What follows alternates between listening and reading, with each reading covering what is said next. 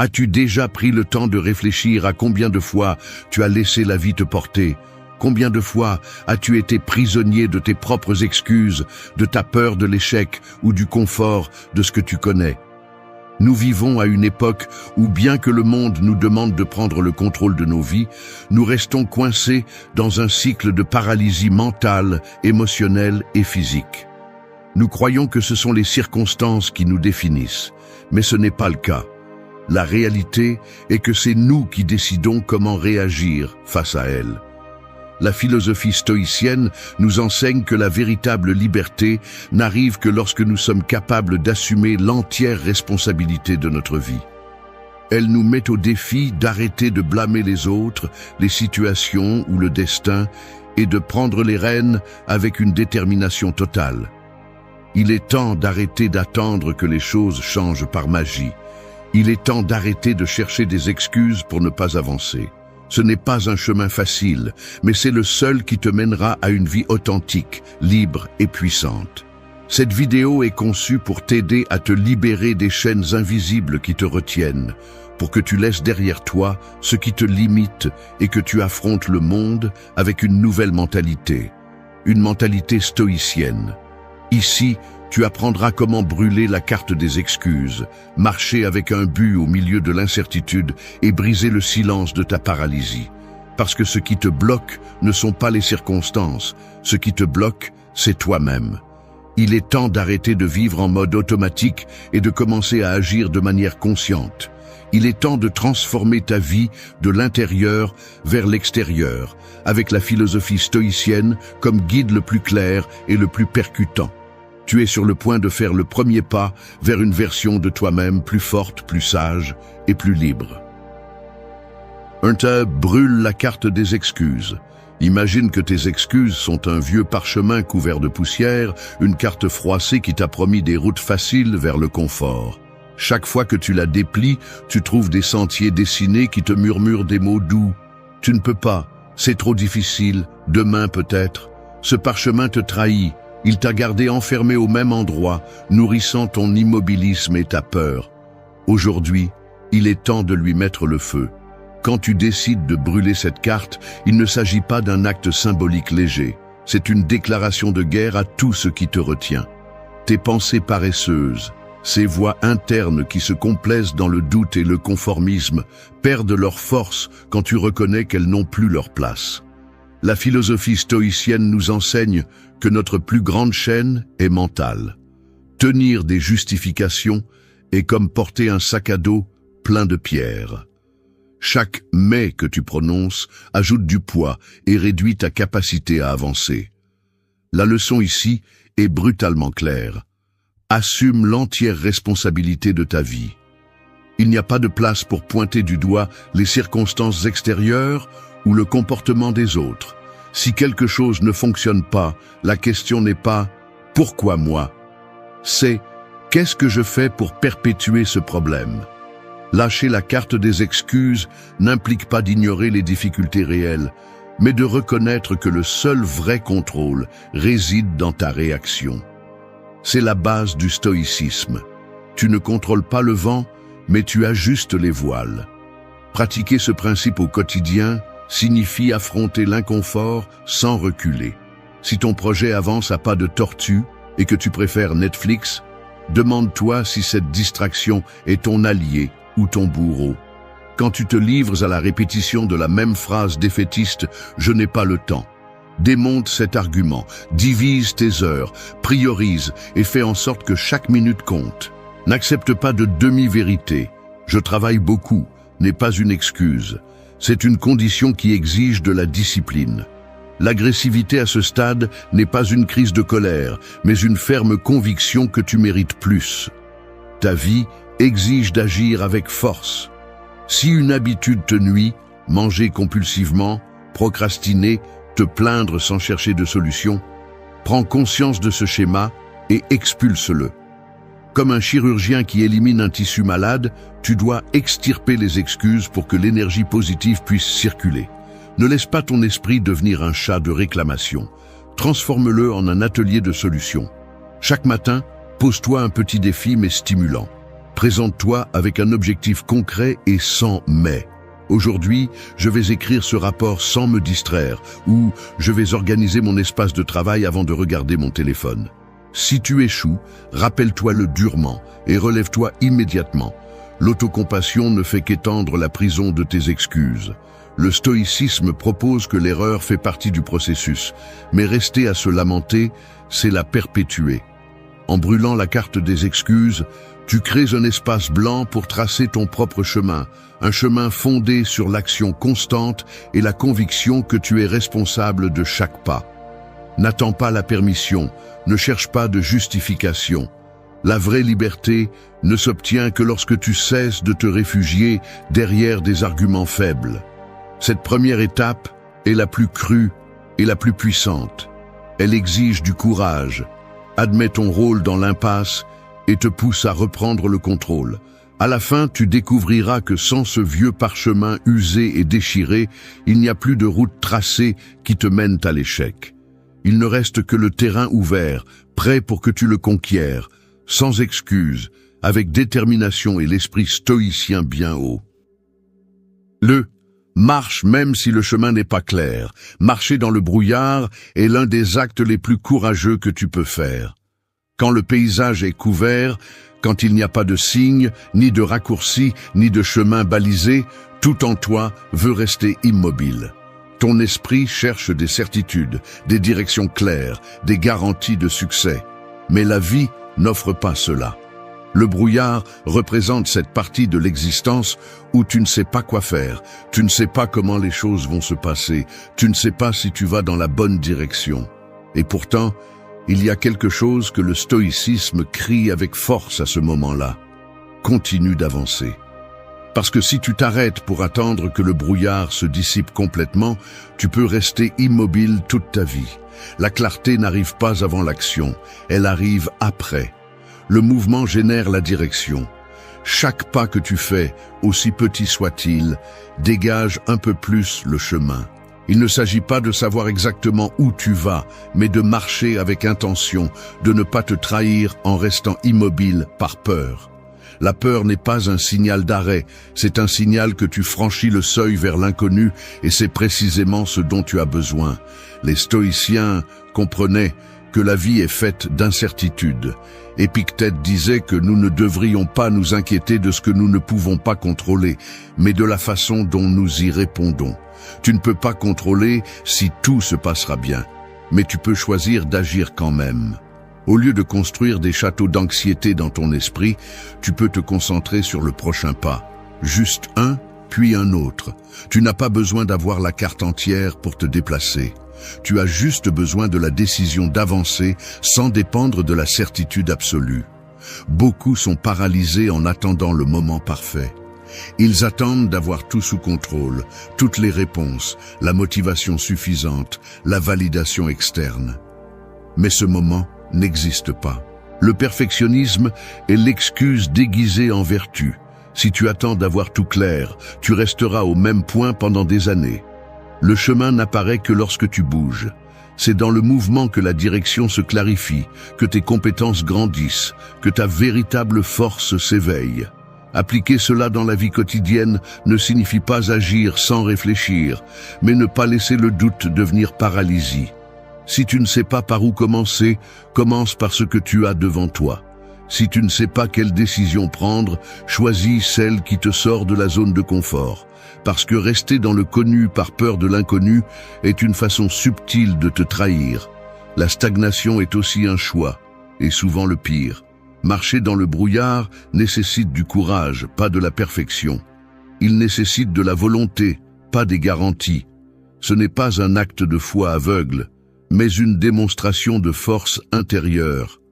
Chaque jour, tu fais face à des décisions qui n'ont pas de réponse définitive. Quoi étudier? À quoi consacrer ton temps? Avec qui partager ta vie? Comment te réinventer? Personne n'a la formule correcte, et ceux qui prétendent l'avoir sont aussi en train de deviner. La différence réside dans qui bouge et qui se cache derrière l'illusion du contrôle total. Quand tout semble confus, quand les options ne sont pas claires, quand ton esprit te dit d'attendre un peu plus, ne l'écoute pas. Fais un pas. peu importe s'il est petit, maladroit ou incertain.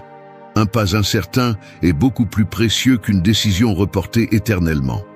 La clarté que tu désires tant n'apparaît que lorsque tu te prouves à toi-même que tu peux avancer, même lorsque tu ne vois pas au-delà de quelques mètres. Le stoïcisme n'est pas une philosophie d'attente, c'est une philosophie d'action. Parce que le temps passe de toute façon, que tu bouges ou non. La différence est que, si tu marches, même dans l'obscurité, tu commences à forger une vie différente. Une vie qui ne dépend pas de tout être parfaitement aligné, mais de ta capacité à avancer au milieu du chaos, du bruit et de la confusion. Marche, même si tu ne vois pas la fin, même si tu ne sais pas ce qui viendra. Parce que l'important n'est pas de savoir où tu vas, mais d'avoir le courage de ne pas rester où tu es. 3. Brise le silence de ta paralysie. Imagine que tu es coincé dans une pièce sans porte, sans fenêtre, sans sortie visible. Mais ce n'est pas une vraie prison, c'est une prison faite de tes pensées, de tes doutes, de tes peurs, de tout ce que tu t'es. L'air devient lourd, le temps s'arrête, et plus tu attends, plus il devient difficile de bouger. C'est ça, la paralysie. Ce n'est pas un manque de capacité, c'est un excès de pensées non résolues, d'émotions refoulées, de vérités non dites. Et tout commence dans le silence. Dans ce silence où tu te répètes encore et encore la même chose, je ne sais pas quoi faire, je ne veux pas échouer, peut-être que je ne suis pas assez. Ce silence est confortable au début, mais il devient un piège mortel si tu ne le brises pas. Briser ce silence ne signifie pas crier ou chercher de l'attention. Cela signifie avoir le courage de parler à toi-même avec une brutalité honnête, de mettre en mots ce qui te bloque, d'arrêter de prétendre que tout va bien quand ce n'est pas le cas. Le stoïcisme ne propose pas de cacher la douleur, il propose de l'affronter. Il ne te demande pas de faire le fort, il te demande d'être courageux, de ne pas te cacher derrière des phrases vides ou de faux sourires. Parce que plus tu restes silencieux envers toi-même, plus la racine du problème devient profonde. Il y a des moments où ne pas avancer fait plus mal que d'échouer. Et pourtant, beaucoup de personnes préfèrent rester immobiles, se justifiant par le « ce n'est pas encore le moment », alors que la vérité est qu'elles ne veulent pas regarder en elles-mêmes. Mais la vie ne se transforme pas depuis le confort. La transformation commence quand tu brises ce silence interne qui te maintient gelé. Quand tu dis enfin ce que tu n'osais pas dire. Quand tu reconnais ce que tu as évité pendant des semaines, des mois ou même des années. C'est le véritable premier pas vers tout changement réel. Parler à toi-même n'est pas une faiblesse, c'est une force. C'est te regarder en face et admettre tes peurs, tes erreurs, tes désirs les plus profonds. C'est te donner la permission de ressentir ce que tu ressens sans le déguiser. Parce que plus tu le nies, plus tu lui donnes de pouvoir. Le stoïcisme enseigne que l'émotion n'est pas l'ennemi, mais que le manque de maîtrise l'est. Et tu ne peux pas maîtriser ce que tu ne te permets même pas de reconnaître. Dans la vie quotidienne, briser le silence de ta paralysie signifie oser agir sans avoir tout résolu. Cela signifie arrêter de te cacher derrière le téléphone, le travail, les réseaux sociaux, le bruit extérieur. Cela signifie prendre 10 minutes par jour pour te demander sincèrement « Qu'est-ce que j'évite d'affronter ? De quoi ai-je peur et pourquoi je continue à le repousser ?» Tu n'as pas besoin d'avoir toutes les réponses. Tu as besoin de la volonté d'affronter les questions. Peut-être que tu te sens coincé depuis un certain temps, coincé dans une routine qui ne te satisfait pas, dans une relation qui ne te nourrit pas, dans un environnement qui t'éteint. Mais tu ne fais rien. Non pas parce que tu ne peux pas, mais parce que le silence est plus facile que le conflit. Parce que parler clairement peut déranger les autres, mais surtout, cela te dérange toi. Cela te force à regarder ce que tu ne veux pas voir. Cela te force à arrêter de te mentir à toi-même. Et ce moment, bien qu'inconfortable, est celui qui initie tout changement profond. Le silence interne qui n'est pas brisé devient un mur. Un mur que tu construis toi-même chaque fois que tu choisis de ne pas faire, de ne pas dire, de ne pas agir. Et ce mur devient si haut qu'à un moment donné, tu ne vois plus ce qu'il y a de l'autre côté. C'est pourquoi chaque parole honnête que tu te dis est une brique en moins. Chaque décision prise avec courage est une brèche qui s'ouvre. Tu n'as pas à démolir le mur d'un seul coup, tu as juste à oser faire une fissure. Briser le silence de ta paralysie n'est pas un choix confortable, mais c'est le plus nécessaire, parce que tant que tu ne parles pas à toi-même avec vérité, tu resteras coincé au même endroit. La liberté commence quand tu décides d'arrêter de te taire l'essentiel, quand tu te confrontes sans masque et que tu agis sans attendre que les conditions soient idéales. Parle à toi-même comme si ta vie en dépendait, parce qu'elle en dépend. 4. Efface le « je ne peux pas » de ton vocabulaire interne. Pense à ton esprit comme à un champ fertile, capable de donner vie à tout ce que tu y sèmes. Maintenant, imagine que, au lieu de planter des graines de force, de volonté et de décision, tu as semé un seul mot empoisonné, « je ne peux pas ». Au début, il semble inoffensif, comme une simple façon d'exprimer tes limites. Mais avec le temps, ce mot se transforme en une mauvaise herbe qui s'étend sur tout le terrain, étouffant chaque tentative de croissance, flétrissant tes idées, tes plans, tes rêves. Tu le répètes tellement de fois qu'il finit par sembler vrai, alors qu'en réalité, c'est juste une programmation que tu as installée toi-même. Une programmation que tu peux effacer. Le « je ne peux pas » ne vient pas de l'incapacité réelle, il vient de la peur, de l'habitude, de la voix intérieure que tu as appris à écouter sans questionner. C'est la phrase préférée de l'esprit confortable, de celui qui évite l'effort, de l'ego qui craint d'échouer. Mais le stoïcisme ne laisse pas de place à ce langage. Pour les stoïciens, ce qui compte n'est pas de savoir si tu peux tout faire, mais si tu es prêt à faire ce qui te revient, ce qui dépend de toi. Il ne s'agit pas de nier tes limites, il s'agit de cesser de te rendre à elles sans avoir lutté.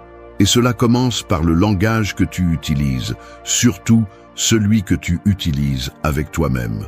Chaque fois que tu dis « je ne peux pas », tu envoies un ordre à ton système nerveux. Tu affirmes une limite que tu n'as probablement même pas testée.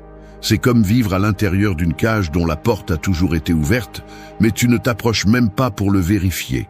Le langage façonne la réalité, et si tu répètes un mensonge assez longtemps, ton corps et ton esprit commencent à agir comme si c'était vrai.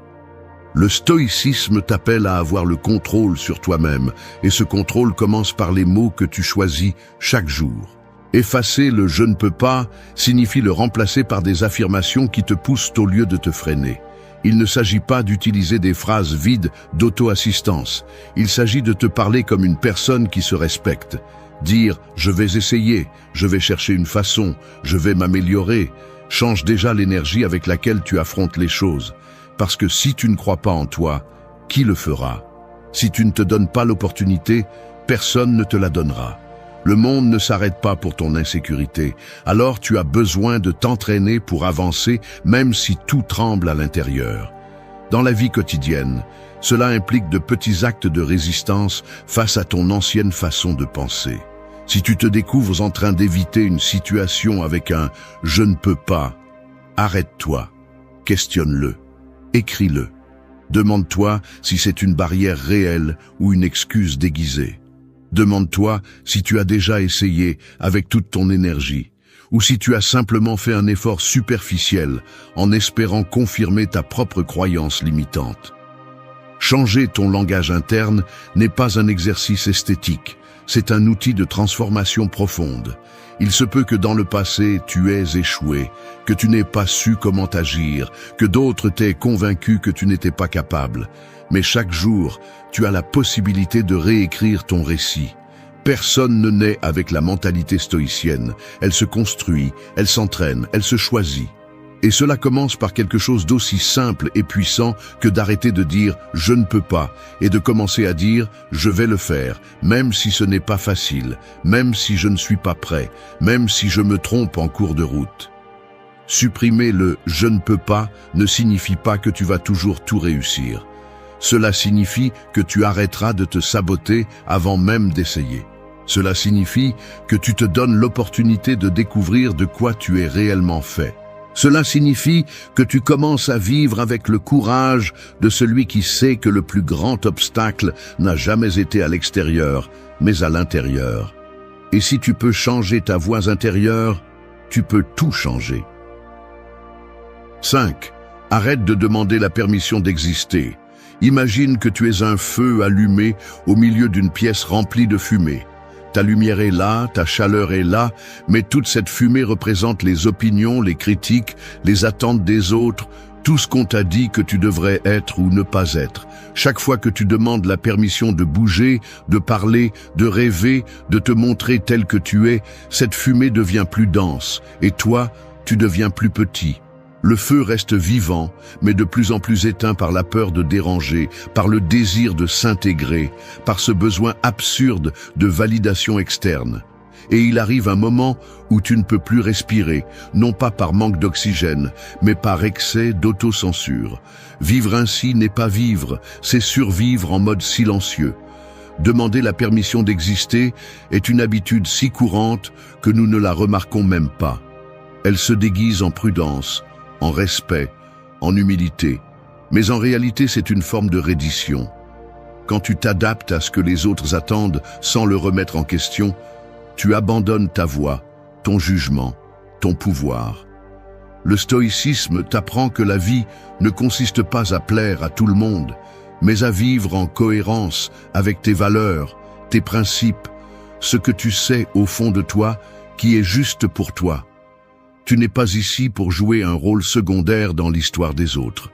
Tu es ici pour prendre ta place avec fermeté, sans t'excuser d'être qui tu es.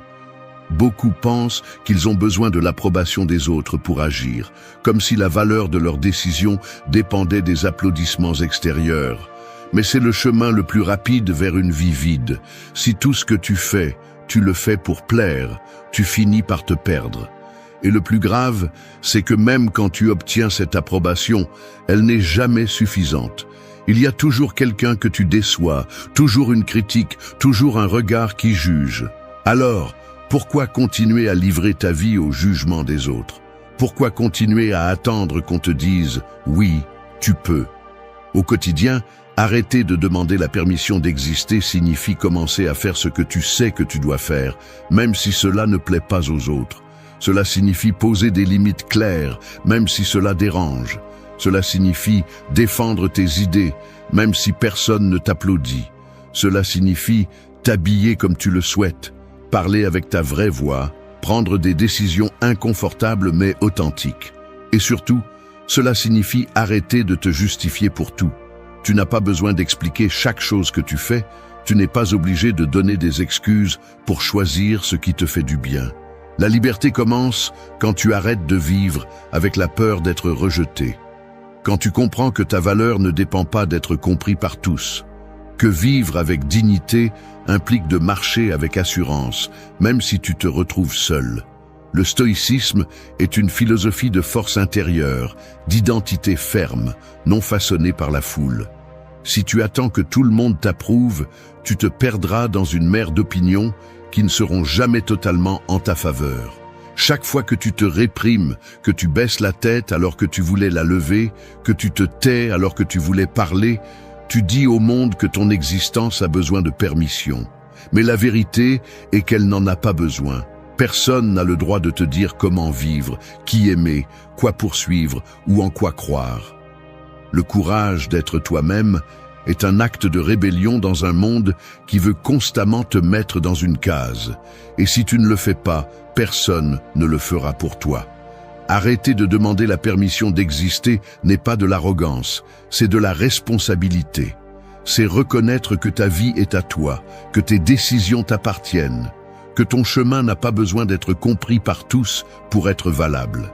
C'est regarder le monde dans les yeux et dire « Je suis ici, non pas pour ton approbation, mais parce que j'ai le droit et la force d'être qui je suis. » Et cela, plus que n'importe quel applaudissement, est ce qui te libère vraiment. 6. Prends les rênes et arrête de pointer du doigt. Imagine que tu es dans une charrette qui avance à coups de butoir sur une route pavée. Tu es assis à l'arrière, te tenant au bord, te plaignant de chaque bosse, de chaque virage, de la vitesse, de la direction, du climat, de la poussière, de tout. Mais le problème n'est pas la charrette ni la route. Le problème est que tu ne t'es jamais assis à l'avant. Tu n'as jamais pris les rênes. Et pourtant, tu ne cesses de pointer du doigt celui qui est sur le siège du conducteur. Le paradoxe est clair, tu te plains de la direction, mais tu ne fais rien pour la changer. Et te voilà, année après année, blâmant tes parents, ton pays, ton patron, la malchance, le passé, le système. Il est confortable de blâmer, mais ce confort a un prix très élevé, ton pouvoir personnel. Chaque fois que tu pointes vers l'extérieur, tu te déshabilles de responsabilité. Tu crées une narration où tu es la victime, où tout ce qui se passe est hors de ton contrôle. Le stoïcisme brise cette fantaisie avec une brutalité honnête. Il te rappelle que ce qui n'est pas entre tes mains ne doit pas te contrôler, et que ce que tu peux contrôler est précisément là où tu dois te concentrer. Personne ne vient te sauver. Personne ne viendra vivre ta vie à ta place. Et plus tu passes de temps à accuser, moins tu auras d'énergie pour agir. Prendre le contrôle ne signifie pas que tout ira bien ou que tu auras toujours des réponses. Cela signifie que tu arrêtes d'attendre, tu arrêtes de blâmer et tu commences à décider. C'est un changement interne. Tu arrêtes de dire « on m'a fait ça » et tu commences à dire « j'ai permis ça, j'ai choisi ça, je n'ai pas su gérer ça ». Et cela, bien que cela fasse mal, te redonne le pouvoir. Parce que ce que tu reconnais comme ta responsabilité, tu peux le transformer. Mais ce que tu jettes à l'extérieur reste hors de ta portée. Beaucoup se sentent piégés dans des situations qu'ils pourraient changer s'ils arrêtaient de perdre du temps à juger. Juger les autres est facile. Critiquer de loin est facile.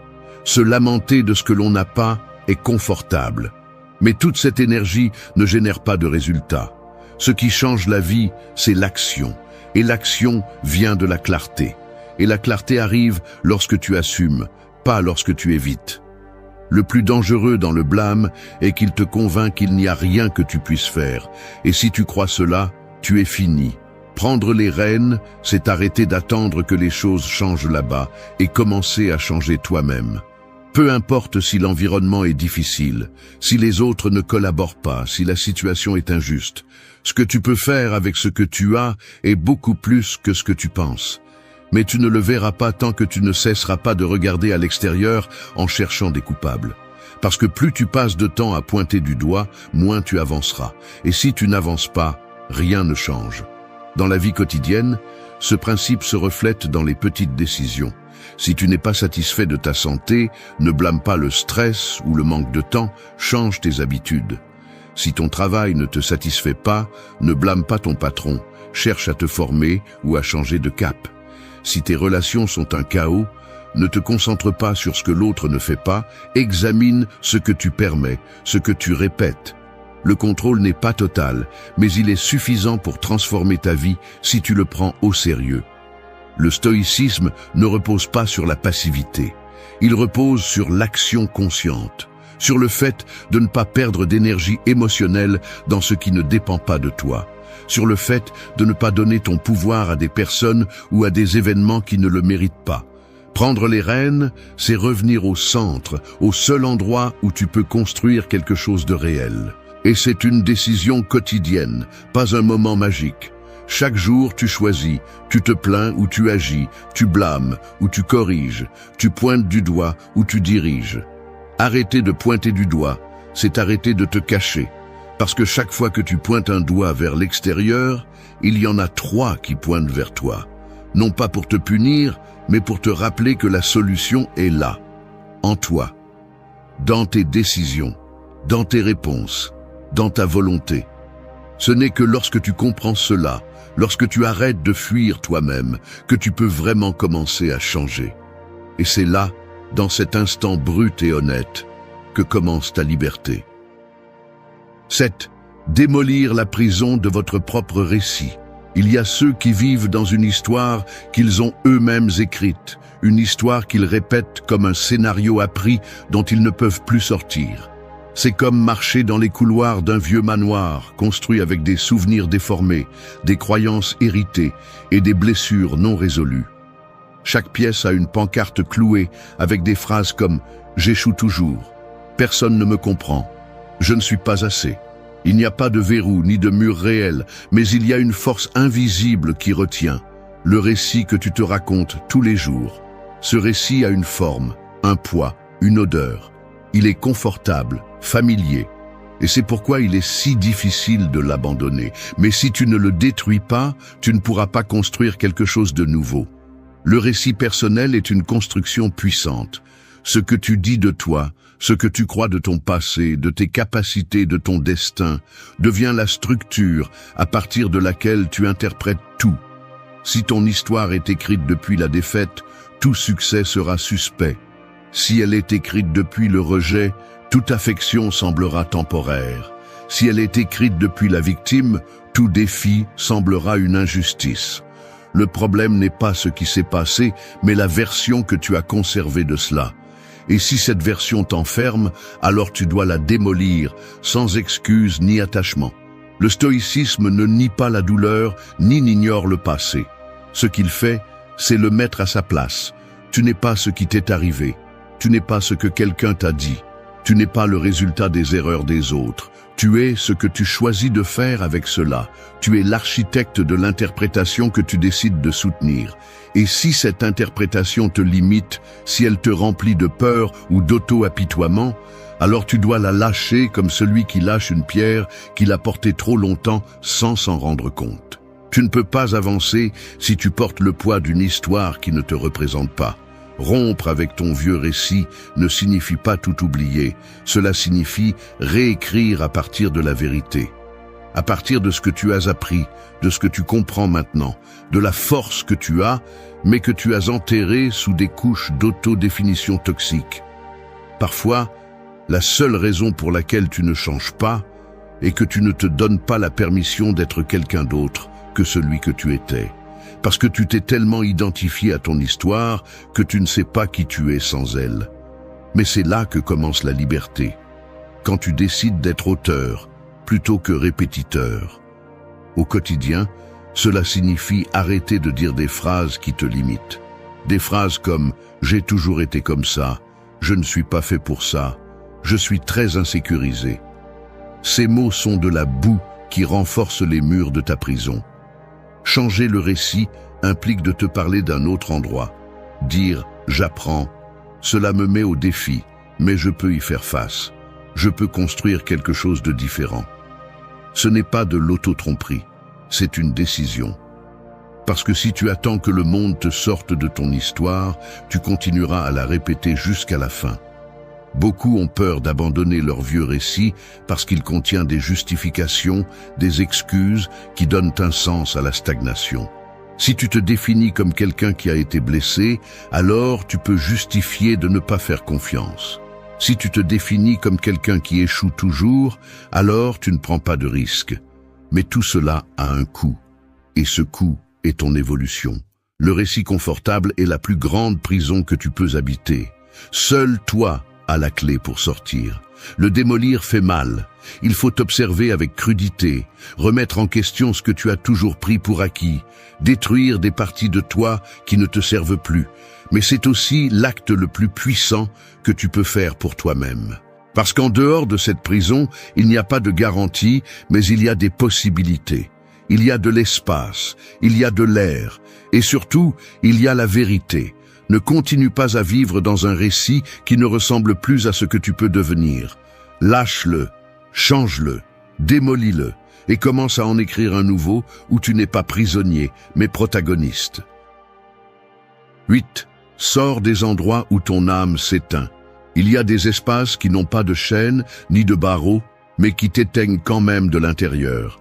Ils sont comme des pièces sans fenêtre, où l'air est dense, la lumière artificielle et le silence inconfortable. Des endroits où quelque chose en toi commence à mourir lentement.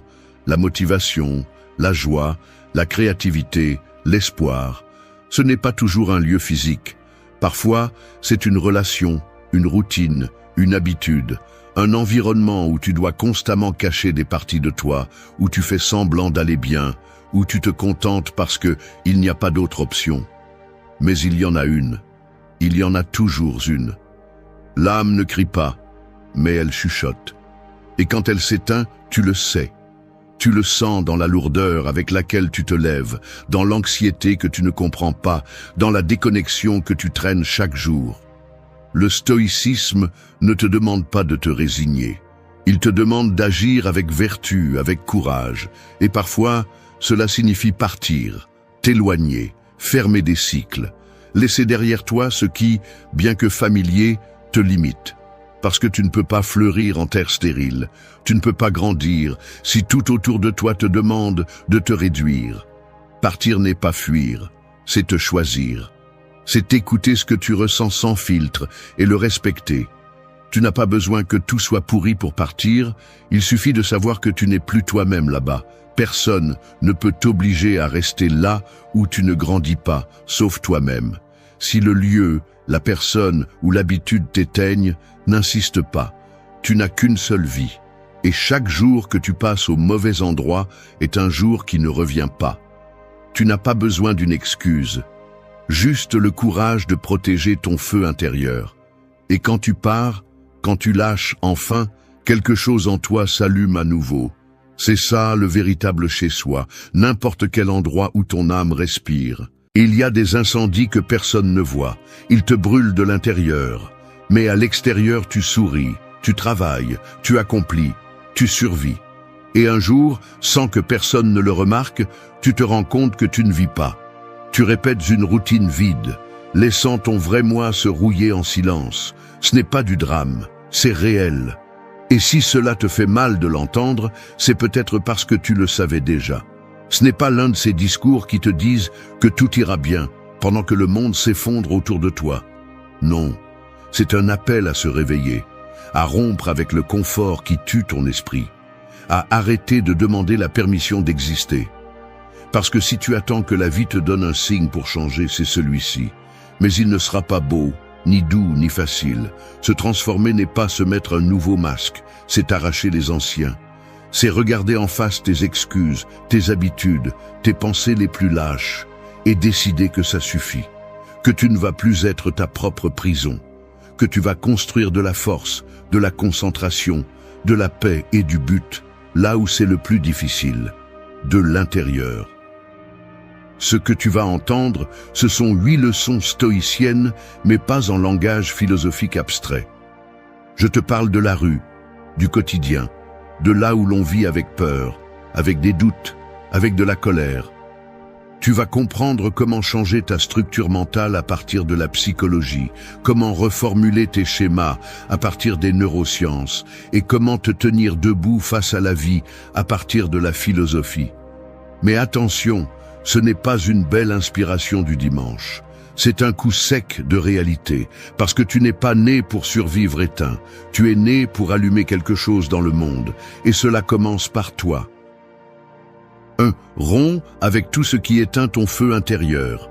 Il y a des gens qui traversent la vie comme s'ils étaient un brasier qui a autrefois brûlé avec force, mais qui aujourd'hui ne maintient qu'une paire de braises timides, cachées parmi les cendres. Le vent de la routine, des opinions des autres, de la peur et de la culpabilité a soufflé si fort pendant si longtemps qu'il a presque éteint leur feu. Mais le plus triste n'est pas qu'ils se soient éteints. Le plus triste est qu'ils ont appris à vivre ainsi, froid, éteint, résigné, parce qu'il arrive un moment où éteindre ton feu ne fait plus mal. Cela devient normal, et c'est dangereux.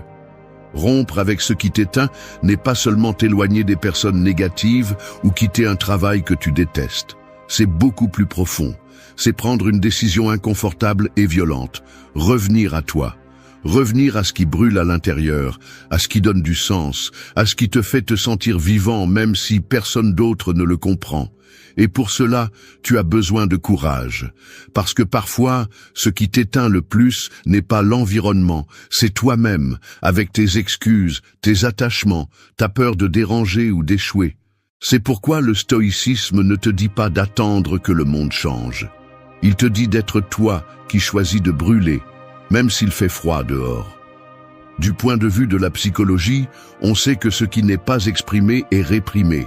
Et ce qui est réprimé devient de l'anxiété, de la tristesse, de l'épuisement chronique. Chaque fois que tu ignores ce qui te passionne pour te conformer, tu assassines des parties de toi. Et cela te coûte cher. Le corps tombe malade, l'esprit se fragmente, l'âme s'éteint. Les neurosciences le confirment également. Les décisions que nous répétons créent des connexions neuronales plus fortes. Si chaque jour tu choisis le chemin de la peur ou de la conformité, tu renforces ces circuits. Mais si tu romps avec cela, si tu agis à partir du désir authentique et non de l'obligation, tu reprogrammes ton cerveau pour retrouver ton feu. N'attends pas que les autres comprennent. Souvent, lorsque tu commences à briller, ceux qui vivent dans l'obscurité se sentent offensés. Ils sont dérangés de voir quelqu'un oser être libre. Ils te traiteront d'égoïste, d'exagéré, de rebelle. Laisse-les. Tu n'es pas ici pour plaire, tu es ici pour t'allumer. Et si cela implique de déranger, alors sois. Il n'y a pas de feu sans friction. Le vrai stoïcien ne vit pas pour éviter le conflit externe, mais pour éviter de se trahir lui-même. Sois comme un volcan endormi, calme à l'extérieur, mais imparable à l'intérieur. Ton feu n'a pas besoin de spectacle. Il a juste besoin de permission. Permission d'agir, de dire non, d'arrêter de suivre des scripts que tu n'as pas écrits. Et si quelque chose ou quelqu'un se met entre toi et cette étincelle vitale, ne réfléchis pas trop, brise-le. Brise-le sans culpabilité, sans peur et sans regarder en arrière. Parce que quand tu oses enfin brûler les ponts qui te lient à une vie à moitié vécue, quelque chose change. Pas à l'extérieur, mais à l'intérieur. L'énergie, la clarté, la force reviennent. Et alors tu comprends que tu n'étais pas perdu, tu étais juste éteint. Et cela, heureusement, a une solution. 2. Arrête de mendier des regards qui valident ton existence. Il y a des gens qui traversent la vie comme s'ils étaient des miroirs brisés. Ils se regardent, mais ne se reconnaissent pas. Et ils cherchent désespérément que d'autres leur renvoient une image qui leur donne le sentiment de valoir quelque chose, d'exister, d'être suffisant. Ils deviennent esclaves de l'approbation, mendiants d'applaudissements, accros au regard extérieur. Mais le problème avec cette façon de vivre, c'est que tu finis par être tout sauf toi-même. Tu deviens ce que les autres veulent voir, ce qu'ils attendent de toi, ce qui ne dérange pas, ce qui ne gêne pas, ce qui s'intègre. Et lentement, tu t'effaces. Pas de la vue des autres, mais de toi-même. Le besoin de validation naît de la peur du rejet. Dès notre plus jeune âge, nous apprenons que si nous agissons d'une certaine manière, nous recevons de l'amour, de l'attention, de l'affection. Le cerveau enregistre cela comme une récompense, et alors, sans nous en rendre compte, nous passons des années à nous adapter, à nous modifier, à nous déguiser, juste pour ne pas ressentir le vide de ne pas être accepté. Mais ce piège émotionnel a un prix très élevé, ton authenticité. Parce que chaque fois que tu réprimes ce que tu es vraiment pour plaire, ce que tu fais, c'est te trahir. Et personne ne peut se construire sur la trahison. La philosophie stoïcienne enseigne que ta valeur ne dépend pas de ce que les autres pensent de toi, mais de ce que tu penses quand tu es seul avec toi-même. L'extérieur est incontrôlable. C'est pourquoi il ne doit pas te gouverner. Si tu vis en cherchant la reconnaissance, tu seras à la merci du jugement de personnes qui, bien souvent, ne se connaissent même pas elles-mêmes. Et c'est absurde. Vivre pour plaire, c'est vivre enchaîné. La liberté commence le jour où tu décides d'arrêter d'expliquer qui tu es. Tu n'as pas besoin de défendre ton essence devant quiconque. Ta présence est suffisante. Ton silence aussi.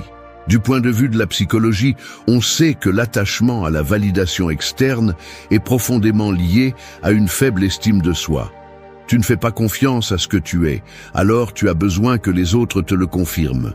Mais cette dépendance génère de l'anxiété, de l'insécurité, une peur constante du rejet. Les neurosciences le confirment. Le cerveau, conditionné par des années de recherche d'approbation, s'active à chaque « j'aime », chaque commentaire, chaque geste d'acceptation. Il devient un système de récompense fragile et superficiel, et plus tu le nourris, plus tu te sens vide quand il n'arrive pas. C'est pourquoi il faut rompre cette dynamique, pas avec haine ou colère, mais avec fermeté. Il est temps de revenir à toi, de te définir de l'intérieur, de faire les choses parce que tu y crois, pas parce que quelqu'un d'autre les approuve. Fais silence, regarde-toi sans filtre, demande-toi qui tu es quand personne ne regarde. Et construis à partir de là. Les regards des autres ne te définissent pas. Les applaudissements ne sont pas une vraie nourriture. La seule validation qui compte est celle qui vient du respect de soi. Et cela se gagne en étant fidèle à tes principes, pas en cherchant à plaire à tout le monde. Les stoïciens n'étaient pas froids ni insensibles, ils étaient libres. Ils ne demandaient pas la permission d'être eux-mêmes. Ils savaient que celui qui se respecte dérange. Et c'est bien ainsi. Tu n'es pas ici pour être un produit bien vu. Tu es ici pour être une présence qui ne se plie pas. Alors, lève la tête, arrête d'expliquer tes décisions, arrête de t'excuser d'exister. Tu n'as pas besoin de regarder autour de toi pour savoir que tu as de la valeur. Tu as juste besoin de regarder en toi et de te le rappeler. Parce que le jour où tu arrêteras de mendier de l'amour, du respect ou de l'attention, tu commenceras à vivre avec pouvoir. Et il n'y a rien de plus attirant, de plus réel, de plus fort que quelqu'un qui n'a pas besoin d'être vu pour savoir qu'il brille. 3. Entre dans le silence et fais de toi ta meilleure compagnie. Le bruit ne vient pas toujours de l'extérieur. Parfois, il est interne, constant, invisible. C'est ce murmure qui te rappelle tes erreurs, qui te fait douter de tout, qui te maintient coincé entre le passé et ce qui pourrait mal tourner demain. Et au milieu de ce tumulte mental, beaucoup fuient. Ils se remplissent d'écrans, de conversations vides, de plans sans sens, juste pour ne pas rester seuls avec eux-mêmes. Parce que le silence, quand tu n'as pas appris à l'habiter, semble être une menace. Mais quand tu arrives à le traverser, il devient un sanctuaire. La transformation personnelle profonde ne commence pas par un objectif externe, mais par un espace interne. Tu ne peux pas changer ta vie si tu n'oses pas vraiment t'écouter. Le stoïcisme le savait dès le début. Celui qui ne maîtrise pas son esprit est l'esclave du monde. C'est pourquoi le silence n'est pas l'absence de bruit, c'est la présence totale de conscience. C'est le moment où tu arrêtes de prétendre, de courir, de répondre, et tu commences à observer. Et dans cet acte de t'arrêter, d'être avec toi sans distraction, commence la réalité. Du point de vue de la psychologie, le silence a été associé à des états d'introspection nécessaires à la santé émotionnelle. Ce n'est pas de l'isolement pathologique, c'est une connexion profonde. Être seul ne signifie pas être abandonné, cela signifie être ton propre foyer. Et si tu ne sais pas être avec toi, tu deviendras dépendant de quiconque te donne une miette de compagnie. Ce vide ne se comble pas avec quelqu'un d'autre. Il se comble en l'affrontant, sans masque ni bruit. Juste toi, avec ce que tu penses, avec ce que tu ressens, avec ce que tu es vraiment, quand personne ne te regarde. Les neurosciences montrent que dans les moments de silence profond, le cerveau se réorganise, traite les émotions, active des réseaux qui aident à générer de la clarté et de nouvelles perspectives. Mais cela ne se produit pas si tu es coincé dans des stimuli constants. C'est pourquoi il est si difficile de s'arrêter. Parce que lorsque tu t'arrêtes, ce que tu évitais apparaît. Ta vérité apparaît. Mais cette vérité, aussi inconfortable soit-elle, est la base pour construire quelque chose de solide. Fais du silence une pratique quotidienne. Éteins tout pendant quelques minutes. Respire. Observe tes pensées sans juger. Ne cours pas pour les résoudre, regarde-les simplement. Là, à cet instant, se trouve ton pouvoir, parce que celui qui peut être en paix avec lui-même, sans besoin de fuir, est invincible. Non pas parce qu'il a tout résolu, mais parce qu'il a cessé d'avoir peur. Ne t'habitue pas à une vie pleine de bruit. Celui qui vit entouré de distractions finit par se perdre de vue. Apprends à t'écouter, apprends à t'accompagner, à faire de ton esprit un lieu habitable. Ne te traite pas comme un ennemi. Sois patient, sois ferme, sois sincère avec toi-même. C'est cela être stoïcien, non pas l'insensibilité, mais l'autogouvernement, non pas l'isolement, mais la profondeur. Et quand tu arrives à te sentir complet en ta propre présence, quelque chose change. Tu n'as plus besoin de combler des vides, tu ne te traînes plus pour attirer l'attention, tu ne tolères plus ce qui te brise, parce que tu comprends qu'en toi se trouve une source inépuisable de force. Et cette source ne s'active qu'en silence. Là où personne d'autre n'entre, où seul toi peux atteindre, c'est là que commence ta véritable renaissance. 4. Vide ton âme sur le papier avant qu'elle ne te submerge. L'esprit est comme un barrage qui accumule de l'eau. Au début, il semble stable, calme, sous contrôle.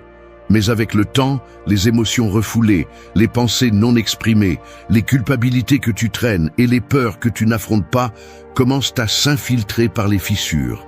Et si tu ne fais rien à temps, cette structure s'effondre.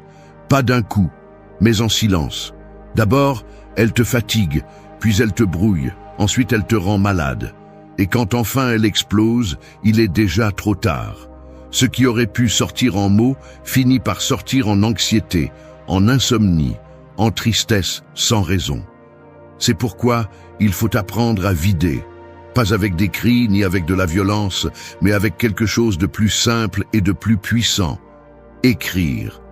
Écrire n'est pas seulement un acte créatif, c'est un acte de survie. C'est libérer ce que tu ne sais pas dire à voix haute. C'est donner une forme à ce qui se sent comme un nœud dans la poitrine. Les stoïciens le savaient. Marc Aurèle, empereur de l'Empire romain et symbole du stoïcisme pratique, n'écrivait pas pour les autres, il écrivait pour lui-même. Ses pensées, réflexions, doutes et convictions, il les déversait sur le papier comme une façon d'organiser son esprit et de se gouverner lui-même. Parce que celui qui ne décharge pas son monde intérieur finit par être dominé par lui. Du point de vue de la psychologie, l'écriture a des effets thérapeutiques prouvés. En mettant tes émotions en mots, ton cerveau les traite différemment. Ce qui était auparavant une boule de confusion devient quelque chose que tu peux observer, comprendre et transformer. Il ne s'agit pas d'écrire joliment, ni que cela ait du sens pour les autres. Il s'agit de nommer ce que tu ressens. Parce que quand quelque chose a un nom, il cesse d'avoir du pouvoir sur toi. Et quand tu le vois sur le papier, ce n'est plus aussi chaotique qu'il semblait dans ta tête. La neuroscience soutient cela. Écrire active des régions du cerveau associées à la régulation émotionnelle, à la logique, à la mémoire. C'est comme donner de l'ordre au chaos. Et dans une société qui te demande d'agir, de produire, de performer sans arrêt, prendre le temps de t'asseoir pour écrire peut être un acte révolutionnaire. Ce n'est pas une perte de temps. C'est un investissement dans ta clarté, dans ta paix, dans ton pouvoir intérieur. N'attends pas d'être en crise pour écrire. Fais-le tous les jours, même si ce n'est que 5 minutes, sans filtre, sans te juger, sans te soucier de l'orthographe. Écris ce que tu penses, ce que tu crains, ce que tu désires et ce qui te fait mal. Et si tu ne sais pas quoi dire, commence par la phrase la plus honnête que tu as. Tu ne sais peut-être pas tout, mais tu sais comment tu te sens. Et cela suffit. Parce qu'en le lâchant sur le papier, tu te libères. Pas du problème, mais du poids que représente le fait de le porter sans en parler. Il ne s'agit pas d'être poète, il s'agit d'être sincère. De te donner un espace où tu n'as pas à prétendre. De te confronter à toi-même, sans distraction. Parce que seul celui qui se regarde en face peut commencer à se transformer. Et souvent, le premier pas pour guérir n'est pas d'en parler à quelqu'un d'autre, c'est de l'écrire pour toi. Alors, ne tais pas ce qui te ronge. Ne garde pas ce qui devrait être libéré. Utilise le papier comme refuge, comme miroir, comme champ de bataille. Parce que quand tu écris avec l'âme, quelque chose en toi se met en place. Et même si cela ne change pas l'extérieur, tu changes à l'intérieur. Tu te nettoies, tu te réorganises, tu te reconnais. Et cela, dans un monde qui vit sous anesthésie, est déjà une forme de réveil. 5. Connecte-toi chaque matin avec la personne que tu es destiné à être. Chaque jour se lève avec l'opportunité d'être autre chose. Pas une autre personne, mais une version plus proche de ce que tu es vraiment appelé à être. Mais la plupart se réveillent comme s'ils étaient encore endormis, traînant la même fatigue, le même pilote automatique, le même personnage de toujours. Il n'y a pas d'intention, pas de direction. Juste une répétition mécanique de la veille. Comme s'ils étaient des feuilles emportées par le vent, sans racines ni but. Et c'est précisément ce qui tue l'âme, vivre sans présence, sans vision, sans connexion avec ce feu intérieur qui te rappelle qui tu es venu être. Imagine que chaque matin devant le miroir, tu ne vois pas seulement ton reflet, mais l'ombre de qui tu pourrais être si tu arrêtais de repousser ton pouvoir. Cette figure qui ne se conforme pas, qui ne se ment pas, qui ne négocie pas avec ses principes. Cette personne est là, t'attendant. Ce n'est pas un idéal lointain, ce n'est pas quelqu'un de parfait, c'est toi-même, plus concentré, plus éveillé, plus engagé. Et la seule façon de te rapprocher d'elle est avec discipline, avec conscience, avec un rituel qui te reconnecte à ton but chaque fois que tu ouvres les yeux. Les stoïciens comprenaient cela avec une clarté brutale. Ils ne se levaient pas pour laisser le jour les emporter, ils se levaient pour l'affronter avec intention. Marc Aurèle écrivait le matin pour se rappeler ce qui était important, ce qu'il devait résister, ce qu'il ne devait pas oublier. Parce que si tu ne décides pas comment vivre, le monde le décide pour toi. Si tu ne marques pas ta direction, tu te perds dans la confusion des autres. C'est pourquoi tu as besoin d'un moment au début de la journée pour toi, pour t'ancrer, pour te rappeler pourquoi tu fais ce que tu fais, pour aligner ton esprit avec tes valeurs avant de t'exposer au bruit du monde. Selon la psychologie, la façon dont tu commences la journée conditionne ton état émotionnel, ton niveau d'énergie, ta capacité à prendre des décisions et même ta tolérance au stress. Le cerveau se programme avec des modèles. Si la première chose que tu fais en te réveillant est de regarder ton téléphone portable, tu n'es plus en contrôle. Tu es déjà entré dans l'urgence, la comparaison, la distraction. Mais si tu utilises ces premières minutes pour visualiser, pour écrire, pour respirer, pour remercier ou simplement pour penser à qui tu veux être aujourd'hui, tu prends le volant. Et cela fait la différence entre un jour de plus ou un jour qui te transforme. Tu n'as pas besoin d'une routine parfaite. Tu as juste besoin d'intention. Cela peut être une phrase que tu répètes, une affirmation qui te redonne de la force, une question qui te focalise. Qu'est-ce que la personne en qui je veux me transformer ferait aujourd'hui? Il ne s'agit pas d'être quelqu'un de différent chaque jour, mais de te rapprocher de plus en plus de ton noyau, de ton essence, de ce toi qui n'a pas peur de déranger, qui n'a pas besoin d'approbation, qui agit avec fermeté, avec clarté et avec un but, parce que si tu ne le fais pas, personne ne le fera pour toi. Les neurosciences soutiennent le pouvoir de la visualisation et de la répétition. Le cerveau ne distingue pas entre ce que tu imagines avec force et ce que tu vis. Si chaque matin tu te connectes avec cette version élevée de toi, tu commences à créer de nouveaux chemins neuronaux. Tu commences à arrêter de réagir comme la personne que tu étais et à répondre comme celle que tu es en train de construire. Connecte-toi avec toi-même chaque matin, non pas comme un acte ésotérique, mais comme une stratégie mentale de haut niveau. Rappelle-toi qui tu es, ce que tu tolères, ce que tu ne permets plus, ce que tu désires et ce que tu es prêt à faire pour t'en rapprocher. Et sors dans le monde avec l'esprit clair et le cœur allumé. Parce que celui qui commence la journée connecté avec lui-même a déjà gagné la première bataille. 6. Lâche la corde de ce qui n'a jamais été entre tes mains. Imagine-toi avec une corde à la main, tirant de toutes tes forces. À l'autre bout, il n'y a pas une personne, ni un objet, ni un but, mais quelque chose qui simplement ne bouge pas. Peu importe combien tu pousses, combien tu cries, combien tu t'épuises, cela ne change pas. Et pourtant, tu continues à la tenir. La corde commence à marquer ta peau, à blesser tes doigts, à te voler ton énergie. Et tu sais, au plus profond de toi, que tu devrais la lâcher, mais tu ne le fais pas. Parce que lâcher, dans notre esprit, ressemble à perdre. Mais ce n'est pas une perte, c'est la liberté. Parce que tout ce que tu peux toucher n'est pas à toi, ni tout ce que tu peux ressentir est de ta responsabilité. Souvent, nous portons des choses qui ne nous appartiennent pas. Nous essayons de contrôler ce que les autres pensent, ce qu'ils ressentent, ce qu'ils font. Nous voulons modeler le passé, prédire l'avenir, éviter toute erreur. Nous nous blâmons pour ce qui n'a pas fonctionné, pour ce que nous n'avons pas dit, pour ce que nous n'avons pas pu sauver. Et chacun de ces fardeaux est une corde de plus. Certaines se déguisent en amour, d'autres en engagement, d'autres en devoir. Mais à la fin, toutes finissent par étouffer ce que nous avons de plus important, la paix intérieure. Le stoïcisme est brutalement clair sur ce point. Il n'y a que deux catégories de choses, celles qui dépendent de toi et celles qui ne le font pas, celles qui sont en ton pouvoir et celles qui ne l'ont jamais été. Tu ne peux pas contrôler le temps, ni le passé, ni les décisions des autres personnes. Tu ne peux pas contrôler s'ils te comprennent, s'ils t'acceptent, s'ils te rendent ce que tu as donné.